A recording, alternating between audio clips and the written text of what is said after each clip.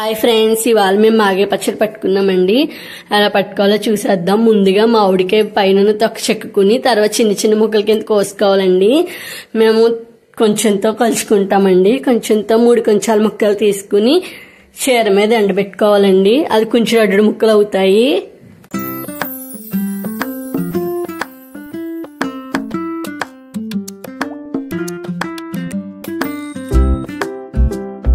మామిడికాయలు ఎండాక ప్లేట్లోకి తీసుకుని మెంతులు జీలకర్ర పొడి మాడుకుని వేసుకోవాలండి.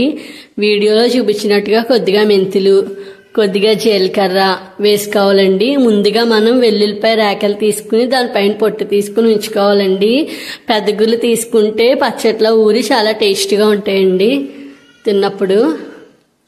మేము కొంచెంతో ముక్కలు కలుసుకున్నాం కదండి, అందుకని తవ్వతో ఉప్పు కారం కలుసుకుంటున్నామండి. ఒక తవ్వ సాల్ట్ వేసుకోవాలి, కొద్దిగా వేసుకోవాలండి సాల్ట్, గుప్పుడు సాల్ట్. 3 తవ్వల కారం వేసుకోవాలండి.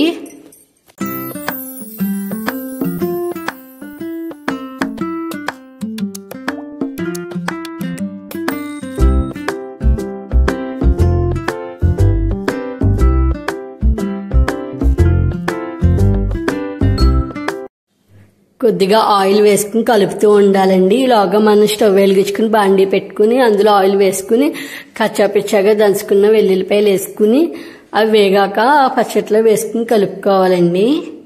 పచ్చడి అంతా బాగా కలిసేలా కలుపుకోవాలండి. వెల్లుల్లిపాయ వేసాక ఒక డబ్బా తీసుకుని అందులో ఆయిల్ వేసుకుని ఈ పచ్చడి అందులో పెట్టుకోవాలండి. 3 రోజుల పాటు అలా ఉంచితే బాగా ఊరుతుందండి. 3వ రోజు మళ్ళీ కలుపుకోవాలండి పచ్చడిని.